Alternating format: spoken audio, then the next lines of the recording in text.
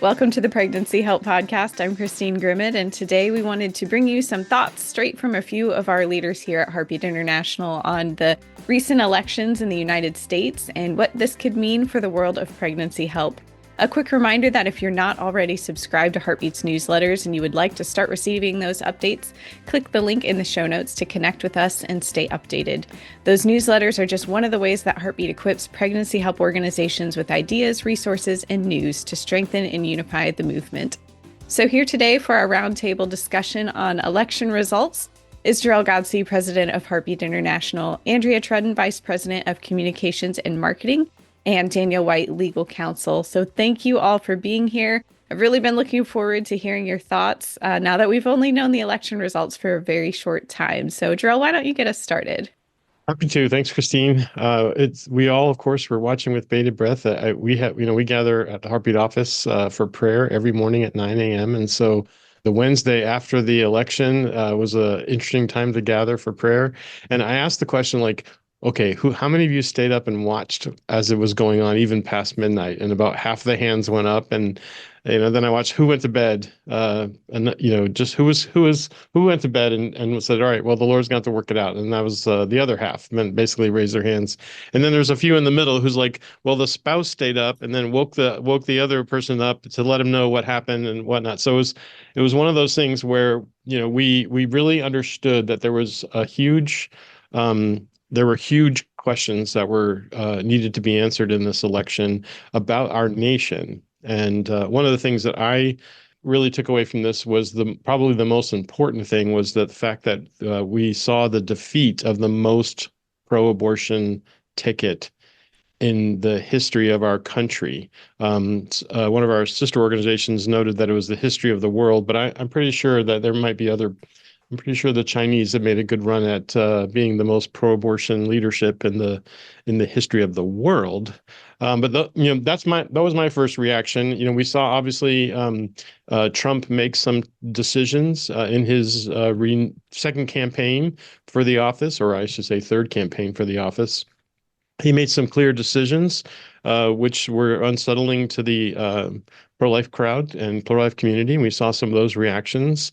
Andrea, you watched those really closely and saw many of those. I know you're avid on Twitter, keeping track of some of these conversations, and there were some really powerful exchanges on social media when Trump made that decision. Just give me your perspective on all of that. Yeah, it was fascinating to watch. Yes, I am a political junkie as well, following just different perspectives. So when the RNC put out their very consolidated platform from over 100 pages down to 16 and going into bullet points, the reaction was very strong, and rightly so, where the RNC and the Republican platform in general, how they kind of kept family at the center, but then took away all the ways that they were going to support the family, all of the methods of actually doing that, supporting.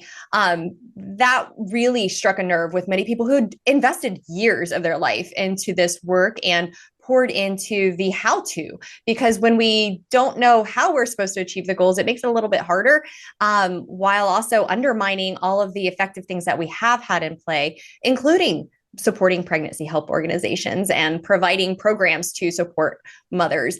It is so vague right now that it leaves the door very, very open. I know too, just the whole way that it was done, where in the past several decades, there was always discussion about how the platform would change, and it was more open and public. And this was kind of here you go, here is our platform, enjoy.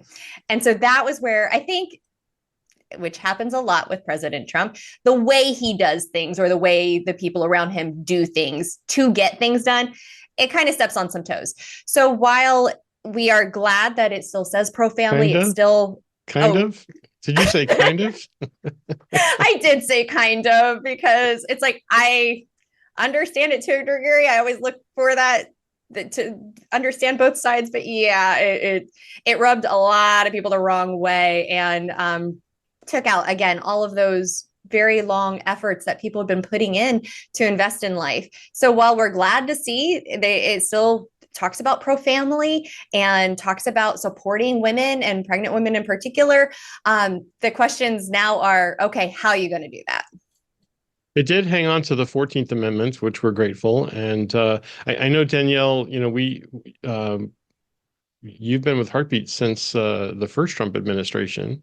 And that one in and of itself was quite an adventure because he did champion pro-life policies. We were able to make gains in that season.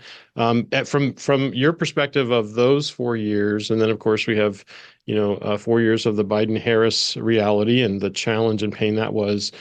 How do you see what might we take away from what he did then, as what we can expect? And I use that word very loosely because I know none of us really know what to expect in this time frame. Yeah, so it's important to remember that when we elect the president, we're really not just picking a president, right? We're picking all of those advisors, all of those executive positions around him. And so, that was, in my mind, one of the greatest wins from the first Trump administration was we saw an administrative and executive branch or machine, if you will, that was very pro-life and had really strong values and was working towards good priorities. And so we really saw that. We saw the effects of that.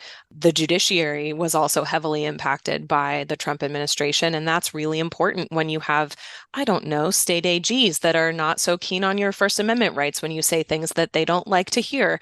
So the impact of the presidency really can't be understated.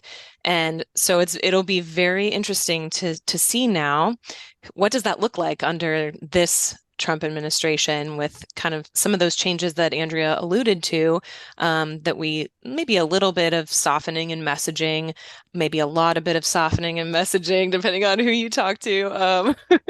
What does that look like then when you translate that into the administration, the bodies that are going to sit in those offices and the bodies that are going to sit on those benches? What does that look like now? So I'll be watching perhaps with as much anticipation as I did on election night. I'll be watching to see, who fills those positions now. Yeah, that's going to be huge. I think I heard one of the political pundits talk about 3,000 positions that that are appointed. Some require like the Senate confirmation, and then others are just appointed as a result of that to fill spots. And we have heard a lot about reform. Certainly some reform needs to occur. It'll be interesting to see what happens in those first 100 days, right? And even identifying some of the key players. We're going to talk about the agencies in a minute, but big news that I would say is very good news, and it could get better even after this conversation. I've not tuned in yet this morning, as we hear on Thursday morning, just 2 days after. There's still a couple of Senate races that are so close that they've not been willing to call them. That there's a couple that could still come more our way, but we were looking at 52 senators, right? At the end of when the election counts were initially done, we're looking at 52 senators, and that was key. Like, it was key, one, to get back the Senate. And then, of course, we had hopes that we would have gains in the House, and we did see some gains in the House. So we basically now have all three key leadership positions. We have the White House. When it comes to laws, right? When it comes to legislative activity, we have the White House, we have the Senate, and we have the House as Republicans.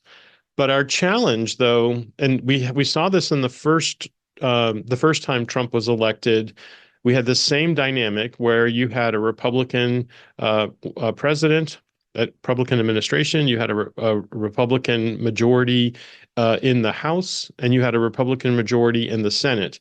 However, we did not have a pro-life majority in the Senate.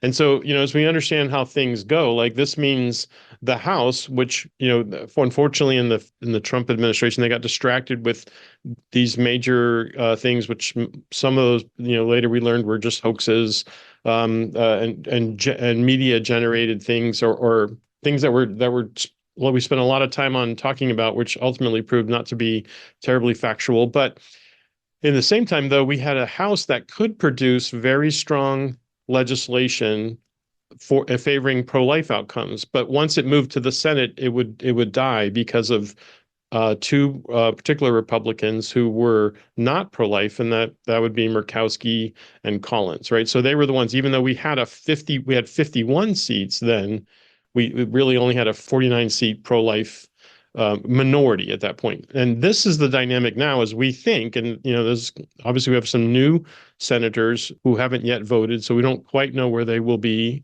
Although we suspect that if we go by their words, that we do have 50 senators who are pro-life now, or to some degree, right? And we look forward to that being a reality. We have we believe a pro-life majority in the House, although a slim one, right? So that there are some questions about how much can move, but it appears that we could move things. We could move very reasonable and common sense things forward with this thing. Do you see a challenge in that? I mean, this concept of yes, Republican, but maybe not pro-life. I think I'll give the Danielle answer. It depends, because I really do think it depends upon what comes in front of them, and how aggressive or how firm, based upon the promises they made to their constituents. I was just looking at the map, and as of this morning, Pennsylvania, New Mexico, or sorry, not New Mexico, Arizona and Nevada still have not called theirs. Right now, it looks like Pennsylvania will go Republican, and Arizona and Nevada looks like they're going to go Democrat, but everything is like super close. So it'll be very interesting. I'd love to get more, to have at least one more Republican vote, because I think that in order to really strongly advance the Republican platform for what it is, very pro-family, everything along those lines, we have to have a unified front. And so if the Republicans come in with good leadership and have that very united front to say, you know what, we want to get things done, we want to actually provide good policy for Americans nationwide, let's work together, then I believe that we'll see some really good change. I'm hoping that we have enough in there to not thwart anything. With Collins and Murkowski, I still definitely, it's a mindset that does exist, and they're speaking for their constituents. But if we have enough in there and the desire to unify as a party, then I think things would advance very positively. Well, certainly with that 51st pro-life senator, that would be key, because otherwise you'd be even Vice President Harris was trumpeting her opportunity to break the tie. That's what the vice president would do. Now, presumably, J.D. Vance, who we saw speak very strongly at the March for Life, not this past year, but the year before. We were excited to have him do that. Has spoken very powerfully on the pro-life issue. And then that's been muted in this particular go around, as vice presidents are supposed to do, basically key off of the main messaging of the top of the ticket, which in this case was Trump and Trump's changing messages. So good news would be if we had 51 pro-life senators, committed pro-life senators, then we could see things move and not just get bottled up. Like that's the big challenge. But when we're looking at the White House, the Senate, and the House for leadership, that's where we start to look and say, what can we move? Because we were hearing that, and this is my question, is like we were hearing about a national abortion ban. Danielle, did you know this was a thing, and that this was going to be something that Trump was going to be able to enforce, like the minute he stepped? Because that was some of the things that were alleged against him. Yeah, that's an interesting point.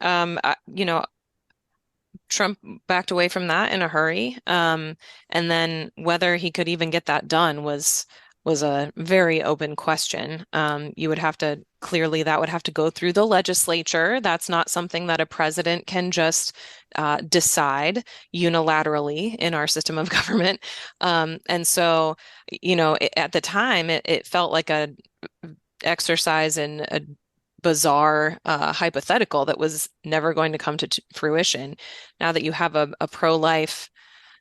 seemingly pro-life Senate and seemingly pro-life House, well, I don't know.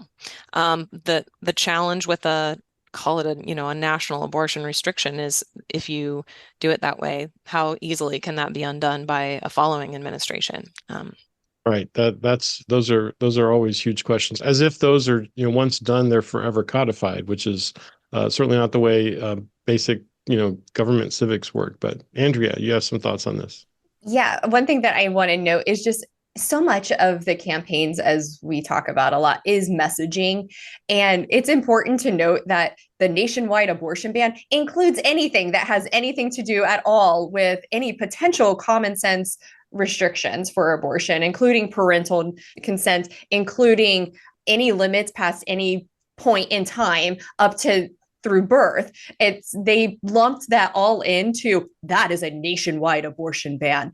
Okay, so you're saying when the Harris supporters would use that term, which of course would be the Democrats primarily, are using that term, that's what they mean when they say national abortion ban. Because when I hear it, I'm like, no one's going to have the political will to ban abortions altogether, right? That's not what we're going to do. But they saw it as any constraint, which really fits with what they've been proposing. We're going to get to the amendments in just a moment, but with where they're trying to make sure is that that abortion is treated as a fundamental right, which means nothing can interfere with it, which means there would be no such thing as a national abortion ban left to them, which means no ability to constrain or restrict abortion if their platform and policies were followed. Yes, if you are glutton for punishment, as I like to be on X and follow a lot of different organizations that are abortion activists, that is what they are saying. They are equating any potential limitation as national abortion ban, which is just very misleading and wrong. Got it. Do we give you combat pay for that? Is that something that you go ahead, Danielle? It really underscores the importance of defining our terms, right? Like that's why I hesitated when you said abortion ban. My first thought was I don't really know what that means. So it's super important to step back and say like, well, what do you mean when you say that? And I think that what Andrea's alluding to underscores that when I hear abortion ban, it might mean something totally different than when they say abortion ban. I mean, any reasonable person listening to it would understand. So, okay. So we talked about it. Yes, it's Republican, but is it pro-life? Like that's still a question. We'll have to see. We'll see what they'll be willing to move because, many of the candidates from the Republican side ran from the issue of abortion, and some of those, I would say, many of those that did were defeated.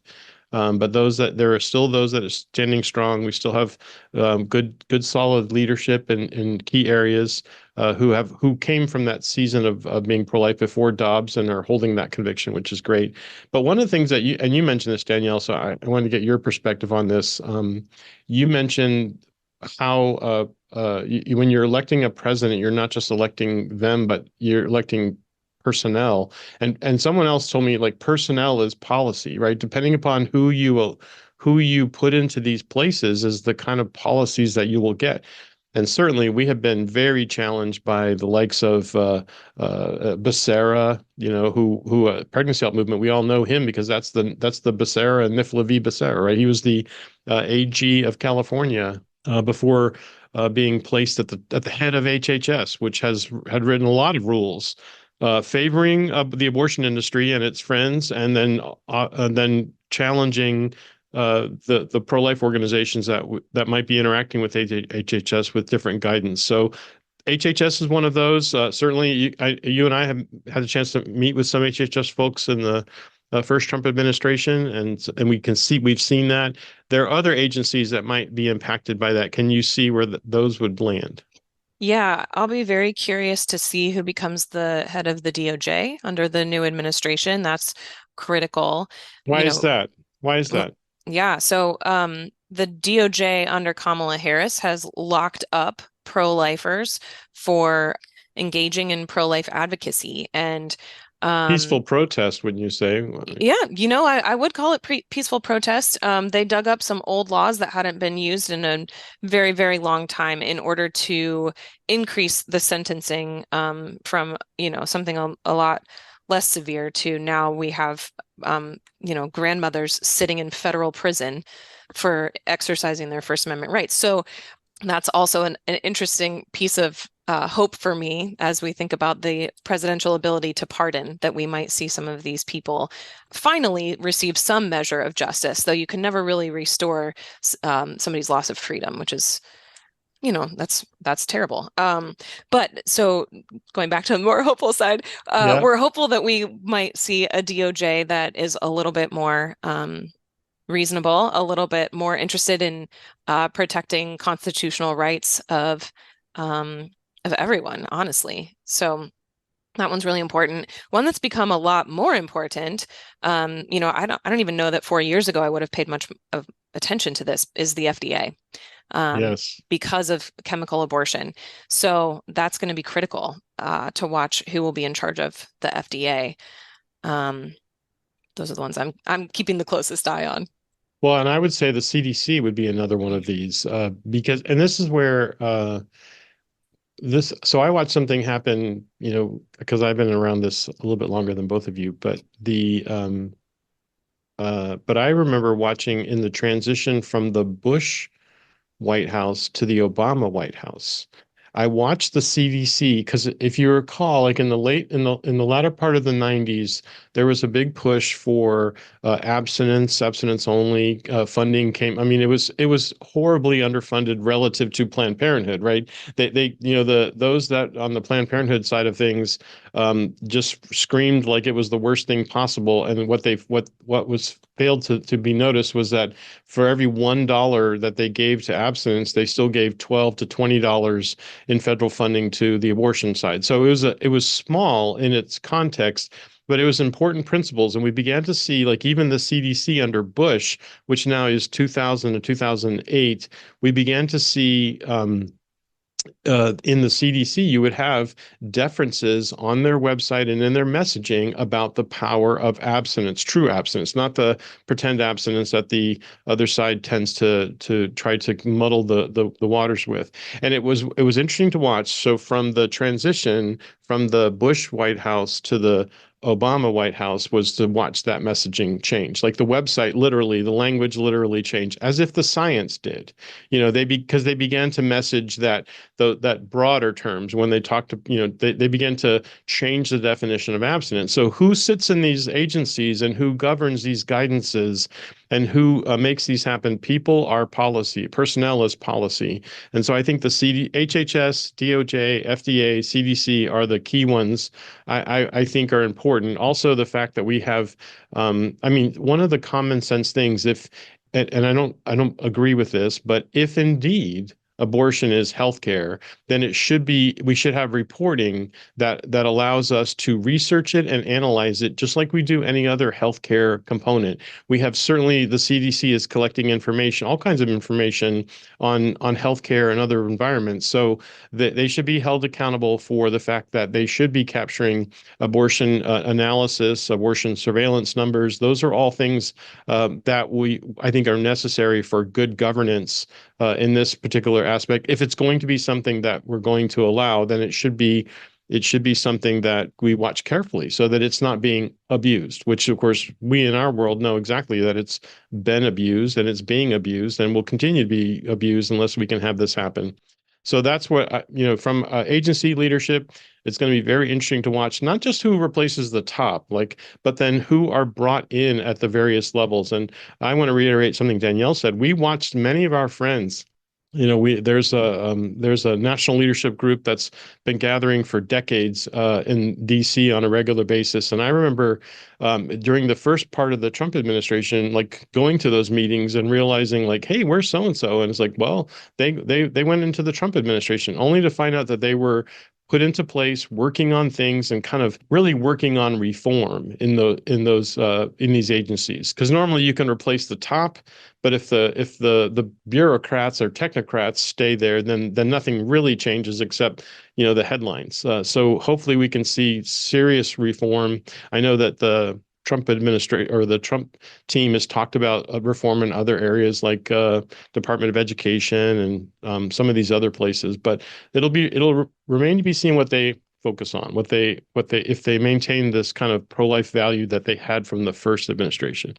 Okay, but the big thing that we saw happen, and it was a mixed bag, is the state amendments. So let's talk about that. We had some very good news at the state amendment, so let's talk about that. So, Andrea, I know you were kind of following closely on the state amendments. In particular, we saw a big win in Florida. Yeah, so it was interesting because we had a little spreadsheet put together to follow all of the amendments just to keep track of stuff, because sometimes it's like, yay, it passes or it fails. And is that a smiley face or a frowny face? Because we didn't know exactly. But in Florida, we did see a win. So as we noted last year, in Michigan and Ohio, abortion was written into the constitutions. And that's what we were seeing across the board this year with various states, 10 states, trying to get it written into their constitutions to enshrine abortion with vague language that opened so many doors. We've seen it here in Ohio that really, once anytime information and words are put into a constitution that are not defined, going back to what Danielle said, it opens the door for interpretation and manipulation. And so it was a very good win for Florida to not codify or enshrine abortion into their constitution. But Jor-El, we were talking earlier, it was like, yay, Florida had a win. They had a win because they needed to achieve 60% of the votes in Florida in order for that to pass. And they got up into the upper 50%. So while it is a win, it is still cautionary, a cautionary tale that we need to watch, because majority of Floridians did vote for that constitutional amendment. So it is something that we are continuing to watch. I think that Governor DeSantis did an amazing job of educating the public on these words and how it could be manipulated and used really against Floridians in very negative ways. And so kudos which to by the him. way, we have seen happen in Michigan and Ohio already. Mm-hmm. You know, there's it's worthwhile pointing out these examples. Michigan was before Ohio. We of course are based in Ohio, so we were very following that very closely. But we've also watched as Michigan put that into their constitution.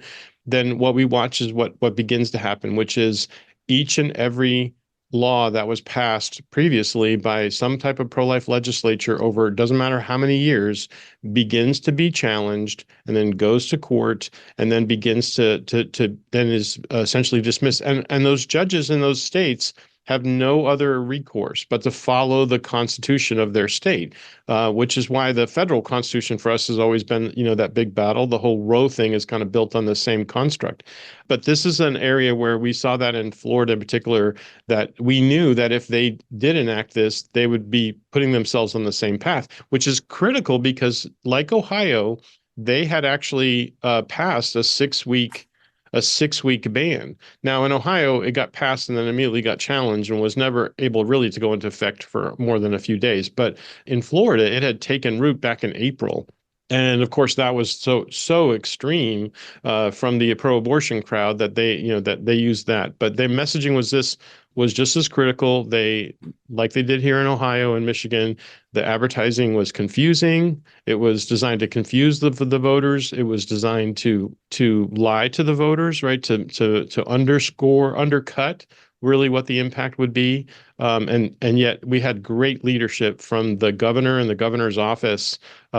Personal leadership, not just the governor, but also the first lady was part of this as well. So I was just so blessed by the leadership that the governor provided himself and his family on this.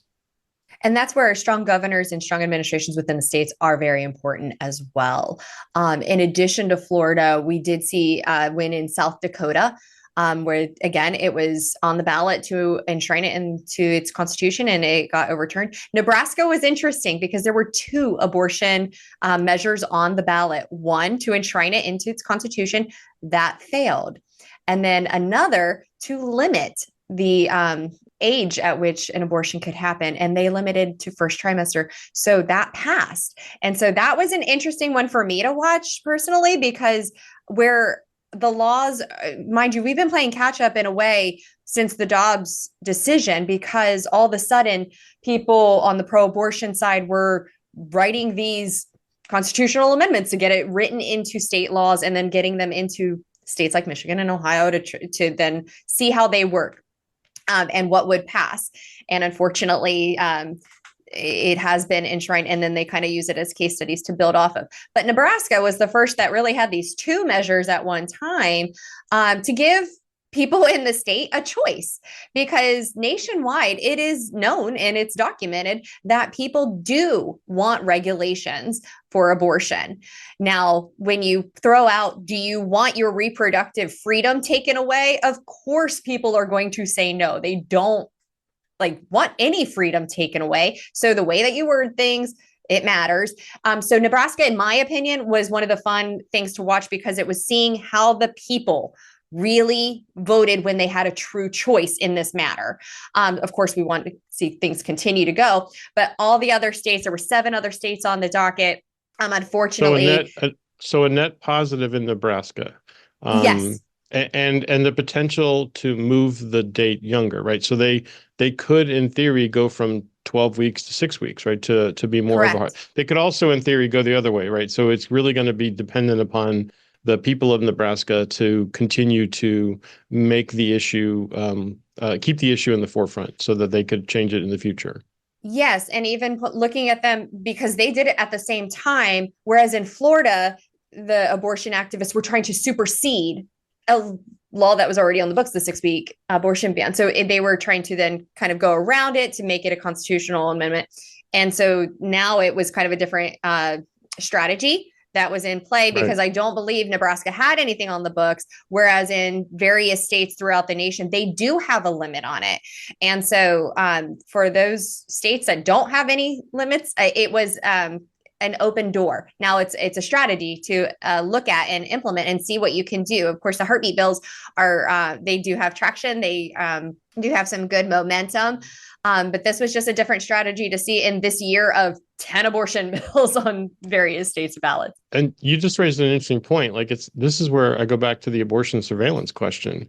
The idea that, are we watching what actually happens from when these laws are, because, the part of the kind of construct of the United States is that the individual states are supposed to be places for innovation. They're supposed to be opportunities for states to move and shift and change as their communities change. And then we are the United States, right? That is federalism, contrary to what some people think. That is the act of federalism. Yeah, thank you. The laboratories of policy, as Danielle reminded me of through our chat. So thank you, Danielle. The idea is that we're supposed to be able to do that, and that's why in our country, unlike other countries, we can see very diverse realities from different states. There isn't one size fits all. That was one of the pain points of Roe, was that it really did enforce a one size fits all on the entire U.S. So in our reaction to that, we came out of that. So the good news is we are seeing different scenarios in Nebraska. We do have the Florida 6-week ban in place, and we should be able to watch now, how do those things work within the healthcare, within how women and how women are being taken care of in those situations, as opposed to how they're being helped and taken care of in abortion states.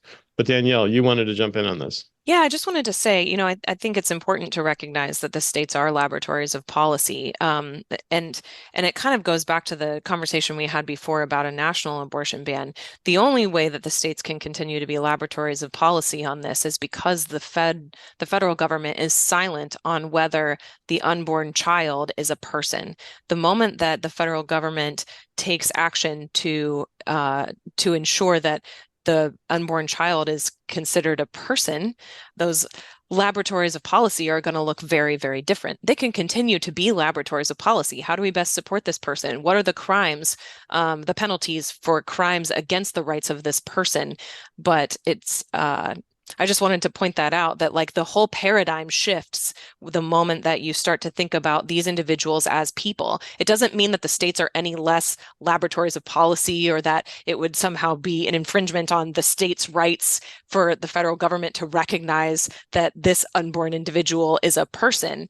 It just changes the way that the states can, the types of laboratory experiments, if you will, that they can do on policy, because they have to treat persons with such dignity, and because persons have rights under federal law then. Well, and I think that flows even from the whole big discussion about should it be with the states? So there certainly that's the Trump statement, as he rightly reminds us of the success of the Supreme Court in overturning Roe.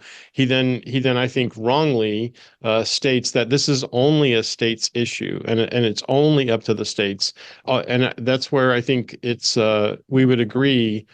Murder and how it's prosecuted is up to the states, but murder is not okay in any situation. Like there would be no scenario where we would say, like as happened, by the way, in abortion states, they're essentially making the murder that is abortion, they're making that legal. Like that would not be okay if we moved it into another environment, or if we suddenly said something else, like we said, well, slavery is a state's right. No, this is the action of the personhood, which that's one thing that was left in the platform was the reference to the 14th Amendment. So you're right. If the Supreme Court would take the additional step of then declaring personhood for the unborn human being, then that would answer a ton of questions, and it would override the state's ability to be laboratories of policy about the right to life of the individual and their what does that talk about? It talks about their due process, right? That they're allowed to have that standing before the court. All of that would change the conversation. But again, that's a federal, that's a judicial question, which they have not answered for our sake, they have not really answered in the affirmative on that yet. But that could happen. All right, states. We were talking about states. So there are 7 states that things did not go our way. Now, 3 of those we were pretty confident were not, right? Because they're either definitive abortion states or have become abortion states. Biggest of those would be New York, right? Proposal 1, surprise, surprise, abortion state. They said yes to more abortion. I don't know how they can do that because they have as many as going on as they possibly can. But by golly, it's a fundamental right now. Maryland and Colorado, Amendment 79, sadly, the state I used to live in, has passed that. Our Heartbeat affiliate friends they've been really fighting very strongly against that. Unfortunately, it passed. So those were kind of expected. Maryland, New York, Colorado. But where it did also win was Arizona, Montana, Nevada, and then, of course, Missouri. And if there was any gut punch, it was Missouri. Yeah. And one quick note about Nevada. Nevada is interesting for so many reasons. But one, this vote that passed, it actually does not codify it into the state's constitution until another election 2 years from now. They have to confirm the choice. So they're halfway there. So that's just a note because that one is very unique in its own right. But yeah, Missouri was definitely heartbreak for many reasons, similar to I'd say Ohio was to us last year because it was very personal for us who live here in Ohio, but same for Missouri. It's such a good, solid pro-life state with great individuals out there. So just to see the money pouring in, and I think that's the thing that really is disruptive on so many levels is the amount of money that can go into the marketing for these initiatives that overall Missourians or those in Maryland and Arizona and Montana, like it's not the top line ticket for them, but the amount of money going in to push abortion on demand all through 9 months is overwhelming. And so for good, solid people who have strong pro-life convictions, a great pregnancy help network in there to communicate and provide support and care, to see that one go down, it was very hard. Montana, likewise, normally a reliable pro-life state. Also, it was sad to see that enacted. Very difficult to see those things occur. More to do. Like I guess someone asked me, like, well, they were asking me this before the election, like, well, what's the messaging if we win? What's the messaging if we lose? And I'm like, well, actually, the messaging is quite the same for pregnancy help, because if you have stronger pro-life restrictions and constraints on abortion, then you have women who have only known abortion in their history, and as far as they've been alive, that are having babies. I mean, it gripped our country for half a century. So you have women who've only known abortion, and so consequently, when they're waking up, they don't know any other place to go. And that's why the pregnancy centers are necessary to be able to step into that environment, maternity homes, all the pregnancy help organizations. And then, but also suddenly, if it's now fully available, under any circumstances up to any time, then the primary force that's going to be the front lines is the pregnancy help organizations, because the law can no longer help them, or at least in the short term. We'll certainly figure out strategies going forward, but the law can no longer help them, which puts pregnancy help centers right back where they were in the beginning of Roe, until we began to see some constraints on Roe in the mid 90s, right? So then we began to see some constraints, partial birth abortion, some of those other things happen. But pregnancy centers were the strongest outreach against abortion for the bulk of the Roe existence.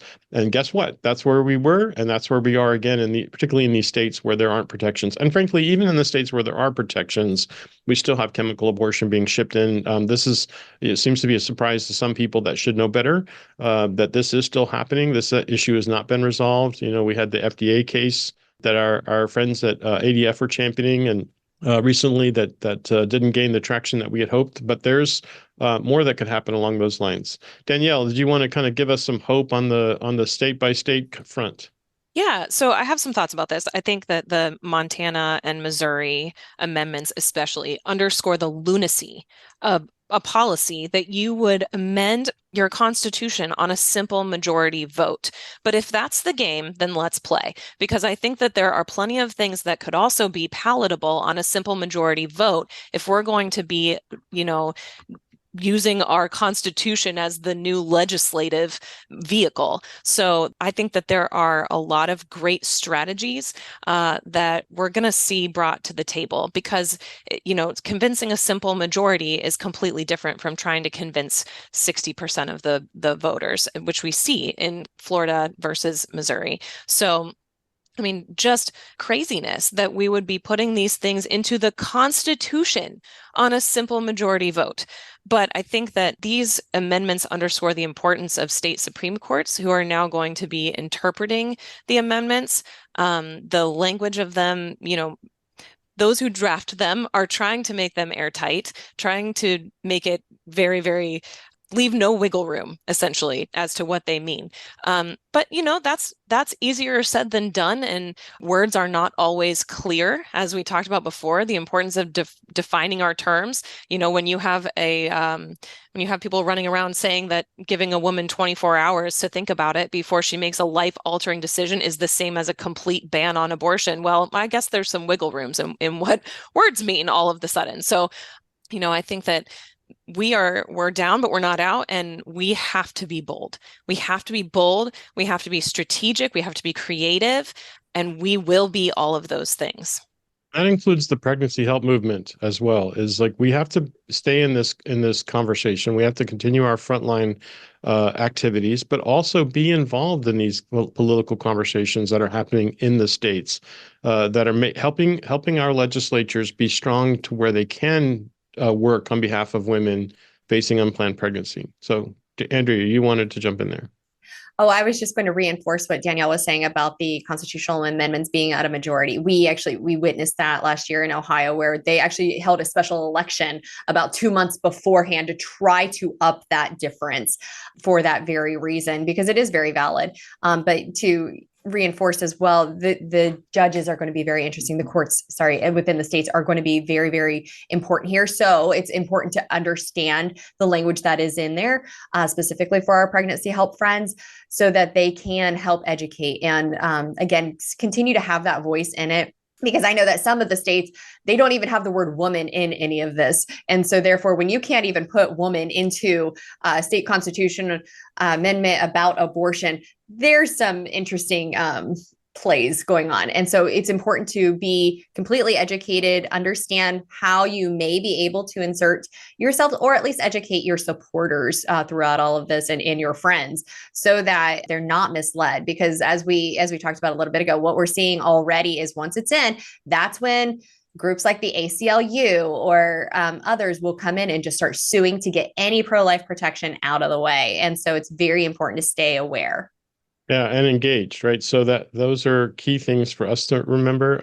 I want to, before we close on this, I just want to remind everyone that this is something to be very much engaged in, but there is a tiny silver lining in these otherwise horrible amendments. Almost all of them I've read, include a woman's right to continue her pregnancy. And that hits us in a very particular spot because that's a right that we have championed, particularly at Heartbeat International, but definitely in the pro-life movement, is that she has a right to try to reverse the effects of the mifepristone, the chemical abortion, which we've now seen. Of course, state of Colorado is has legislation on the books banning this, which is being challenged in court. We've seen the actions of the AG Bonta, and we've seen actions of AG James and others, Massachusetts and others, who have made definitive statements trying to deny the woman's right to continue her pregnancy even after an abortion that she wants to withdraw her consent to, right? These are things that if there is a silver lining, and trust me, it's very hard to find, but if there is a silver lining, all of these allow for that reality, and we look forward to at least defending her ability to be able to do that and push back on the abortion narrative that is trying to discredit the good work of abortion pill reversal and certainly the abortion pill rescue network. So that's a small consolation in what are otherwise very challenging developments with these amendments.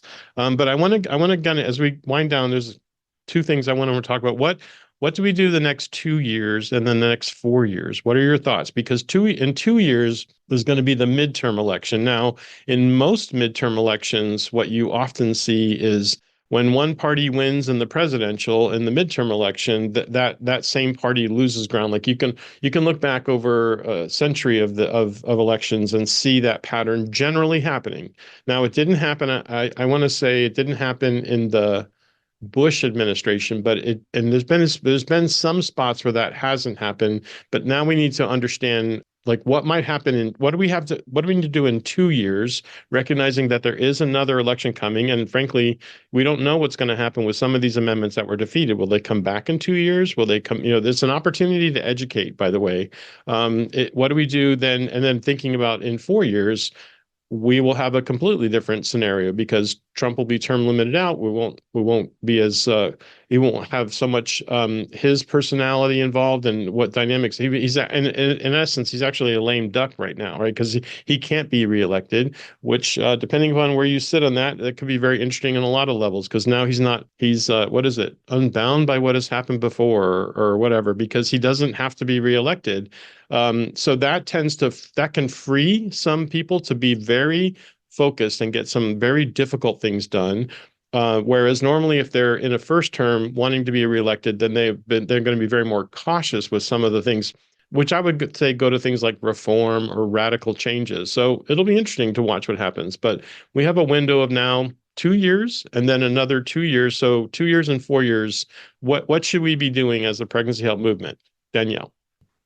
Yeah, I mean, something that jumps out at me from this election actually is I look at Nebraska. I think what we could take from that is when the voters are given the option of what they perceive to be no abortion or all the abortion, they will tend towards all the abortion if you give them just those two options. But we know that the American people have a much more nuanced view of abortion.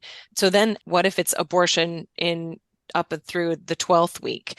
And you have this much more nuanced take on it where the voters were given the opportunity to expand abortion rights all the way through pregnancy or the opportunity to limit those rights to that 12th week of pregnancy. And it's, the voters chose the latter. And I think that goes to show some of the nuances that are at play in the voters' minds when it comes to this issue. So I think that can be informative on what types of policies, as far as, abortion laws might be offered in the next, 2 years.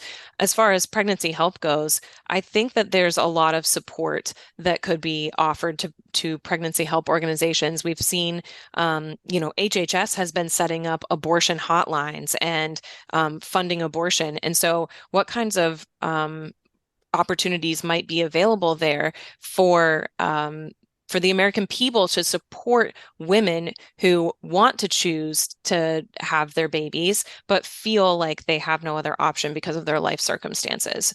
So I think there are some really unique opportunities there too. And I do think that over the short term, in the short term, it is a time for opportunities because people have been talking about abortion a lot over the past 2 years, more so than ever since I've been an adult. And so it is an opportunity to make sure that these newly elected officials within your state are aware of you. Invite them in to see the services that you have. It's a good opportunity to educate them and inform them how you're serving your communities, because as they go to form new laws or new initiatives within the state, they now are equipped with some more information. Now, of course, it's not going to help with everybody. We understand that. I mean, the reality is Adam Schiff got voted into the Senate. I don't know that he's going to change his views on abortion, but there are many new people that have been elected into state offices that are ripe for information. They're hungry to learn more, to get to know their constituents more. So it's a really good opportunity for the pregnancy help organizations to educate. Maybe even opportunity is not strong enough. I would say that's an obligation because of the fact that it's moved towards the states. Like it suddenly becomes, and I'm so appreciative of our coalitions that are forming with some of this in mind, where they are looking towards their state house and saying, we need to make sure that our voice is being heard in those, whether they're formalizing as a C6 or a C3, like I don't think that that's as critical as it is the conviction for them to make sure that they are the ones that are defining the term pregnancy center, for instance. The other side is working very hard and has been for many years to demonize the term, the fake clinics tag, all of these other things. We, of course, always get introspective. We look at, well, how can we be less assailable on such issues? And those are things that we shouldn't, do to a point. But we have to realize, and this came to me through a conversation with a Wisconsin director a few weeks ago. She was like, well, we're doing everything we can so that, so we won't be seen as doing anything controversial. I'm like, oh, you are the ones, you have been made to be controversy. Your very existence is controversy. That's what Elizabeth Warren said at one point. She's like, well, these pregnancy centers certainly have a right to exist, but they shouldn't be able to, to lie and like they suddenly, and then lately, of course, I think she's changed her tunes and that no, pregnancy centers don't have a right to exist, at least in their worldview. So that's going to be all very interesting. But all of those state elections, all of those individuals who are much closer to us than the ones that are going to Congress and Washington, D.C., I think are very important. The judges that we support in those areas, Danielle, to your point, they're the ones that will be ruling on things that are before these very questionable amendments that are in the Constitution. How can we have common sense things enacted, even with a very supposedly fundamental right? Those are going to be challenges that are going to be fought in the courts. So lastly, I have a question. I have an opinion, but I'm going to ask you guys first. Andrea and I had a brief discussion before we jumped on. So Danielle's jumping into this cold. What is the election impact on pro-life politics in person? And here's my kind of key you into what my concern is. Like I heard someone proclaim the Trump ticket as a unity ticket, and the example that they were given, it's a unity ticket because you have RFK, longstanding dynastic Democrat family joining it. You had Elon Musk, who has never been particularly prescribed as a Republican. You had Tulsi Gabbard, who until 2.5 days ago was a Democrat, a congressman elected in Hawaii, right? So you have these players who are now a part of the winning ticket in some way. How might they shape the Republican Party? How might they shape? How might that affect the ability for pro-life champions in politics to continue to be those kind of champions? It will be very interesting to watch their influence, because in the discussion too, it is looking at the full conservative party and where their priorities are. And for many of these, I'd say that abortion's just not even on their radar.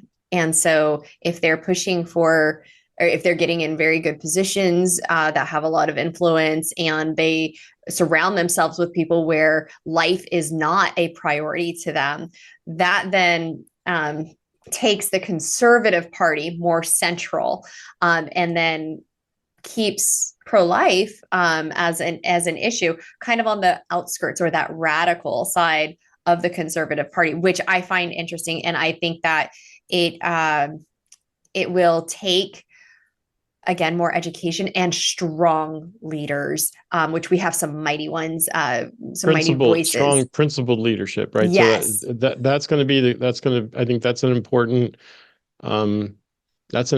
adjective for leadership, because I think Governor DeSantis showed us principled leadership, right? He had a principle, he stuck to it. Politics is not the place to really that really honors principles. It should be the voters that honor principles, but politics doesn't do that well. Like it really looks for that more of that point of compromise, which is what I'm kind of calling out, is will we be the compromise, that we being the pro-life movement, will we be the compromise that comes with this new ticket? This is what remains to be seen. Danielle, your thoughts? I think that was a very serious concern for those of us who are pro-life from the outset. As we watched, and I think this brings this podcast full circle, as we watched the Republican platform be watered down, as we watched these leaders seemingly cave on this issue or severely water down their position on this issue. I think that we'll get a good sense for what direction that's headed when we watch these cabinet positions and executive positions being filled. And that's why I said I'm so curious to see who gets into those seats. I've heard murmurings of an RFK in charge of HHS, and that's concerning. That's very concerning. So, I hope that we will not be the bargaining chip, right? That we want, that the pro-life movement won't take a back seat. But I think that that's a very real concern. And so we want to be in a position to speak to these leaders and to hold them accountable to the pro-life vote, which I think is still very much there. You look at Florida, that's a great indicator that the pro-life vote is still there. Even in those states where the amendments, the pro-abortion amendments passed, you still had a significant majority, or a significant chunk of the populace that was willing to vote against those. I mean, they were not. They were still tighter margins. And again, I think that when we look at Nebraska to kind of demonstrate like that the pro-life vote is pretty nuanced. I hope that we can hold these leaders accountable. Yeah, I appreciate that. There is opportunity. There must be engagement. I, for one, have grave concerns about the church. I just wrote on this an article. I believe it was a conversation with Tracy Shellhouse. She said something about the church being abortion vulnerable, and it's like, oh my gosh, that just like blew up in my mind. Like that's absolutely correct. We have a church that, while we've been talking about and holding sanctity of life events for decades now, every January on the anniversary of Roe, we all call it Sanctity of Life Sunday, right? That sanctity of life. That means it is a sanctified situation the moment it begins to exist, right? So, and yet, and anchored in this idea that we're all created in the image of God, Psalm 139. We all know those things, but the church, and you use I think a good word in the political conversation, which is nuance position. But I think that that's a dangerous word in the church environment to adopt so-called nuanced positions on abortion. There is no compromise with the killing of God's creation. That cannot be a compromise. So these are things that we have to hold to that principle, and yet look for gains where we can, right? These are the opportunities that we have. The 2-year mark, because it'll be a question: will things change in 2 years on a federal level, or or will state elections use those opportunities to will some of those amendments that were defeated come back? Who knows? We'll be watching that very carefully, very closely, because I think the abortion side certainly sees uh, the abortion vote to be helpful to their own kind of presidential candidate, right? So it'll be interesting if they jump quickly in short term, or if they wait until the next 4-year cycle to return some of those, or to renew others. All right, any last thoughts, Andrea? I just have couple closing thoughts here. Yeah, I actually, as you were just talking there, I was like, I think they went all in this time for abortion, because it was, let's see everything we can do. We had the most pro-abortion presidential, vice presidential ticket than all these states, that it was put it into the Constitution through all 9 months. Let's see what we can do. And now it'll be interesting to watch if they keep going down that road, because it was kind of a half and half of, like, they didn't get the presidency, but they got some state amendments, things like that. Or if they're going to start watering down their language. So again, it's very important to just stay engaged and keep an eye on what the words are saying and what the messaging is, because every month, I would say, I'm looking at different websites for abortion activists, and the verbiage is changing because they're seeing what resonates with people, and then that's what they're going for. So just stay engaged. But I think that this round was an all in, and now they're going to start to tweak the language. Well, let's hope we find language that we can push back in our way. But you're right. We need to look. God called us in the pregnancy health movement, particularly. He called us in the midst of the darkness of Roe, and now we have a different darkness we're still dealing with. I know it's Peggy that always remind us, so faithful, and still does. Psalm 20 verse 7 talks about some trusting in chariots and some in horses. But we trust in the name of the Lord our God. And what I can't get out of my mind is the refrain that comes. It talks about, my hope is built on nothing less than Jesus' blood and righteousness, right? So this is from on Christ the solid rock I stand. And the second verse talks about, in every high and stormy gale, my anchor holds within the veil. And it's his oath, his covenant, his blood support me in the whelming flood. So these are things that we need to stand strong, continue to do what God has called us to do. He never promised that it would be easy. It's something that we get the opportunity, at least we get the opportunity to help a woman elect every day. We get the opportunity to help her elect life, right? And that's, we wait for elections that happen in November or whenever else they happen. We need to be on that. But our goal and our opportunity is help her every day to elect life. So today she's one person, tomorrow she'll be another, next day it'll be another, but those are our elections that we get to participate in year round. And so it's our opportunity, it's our call, it's our anointing, I would even say, to help her make those choices as these political dynamics swirl about us and become much more focused on us as well.